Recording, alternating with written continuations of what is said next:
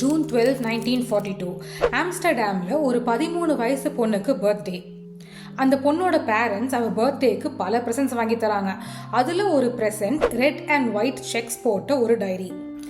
அந்த டைரியில் அந்த பொண்ணு அவளோட தாட்ஸ், டெய்லி லைஃப்பில் நடக்கிற சில விஷயங்கள், அதாவது ஒரு 13 வயசு பொண்ணுக்கு அந்த டீனேஜில் நடக்கிற காமனான விஷயங்கள், ஸ்கூலில் அவளுக்கு இருக்க க்ரஷஸ், அவளோட ஃப்ரெண்ட்ஷிப், அப்புறம் அவங்க அம்மா அக்காவோட அவள் போடுற சண்டை, இதை பற்றி தான் எழுதுறா. அந்த டைரிக்கு கிட்டி அப்படின்னு பேர் வச்சு ஒவ்வொரு நாளையுமே ஹாய் கிட்டி அப்படின்னு சொல்லி தான் ஆரம்பிக்கிறாள். அந்த டைமில் நெதர்லாண்ட்ஸில் வார் போயிட்டு இருந்துச்சு.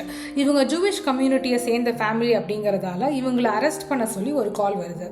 அதுக்கு பயந்து இவங்க ஃபேமிலி மொத்தம் தலைமறைவாக வாழ முடிவு பண்ணுறாங்க. இவளோட பர்த்டே முடிஞ்சு 1 month, அதாவது அந்த டைரி இவ கைக்கு கிடச்சி எக்ஸாக்டாக 1 monthல இவங்க தலைமறைவாக வாழ்க்கையை ஸ்டார்ட் பண்ணுறாங்க. அப்படி அவங்க ஒளிஞ்சு வாழ்கிற அந்த சமயத்தில் இவங்க லைஃப்பில் நடக்கிற எல்லா விஷயங்கள், அந்த பொண்ணு ஃபீல் பண்ணுற ஒவ்வொரு விஷயம், இது எல்லாத்தையுமே அந்த டைரியில் எழுதுறா.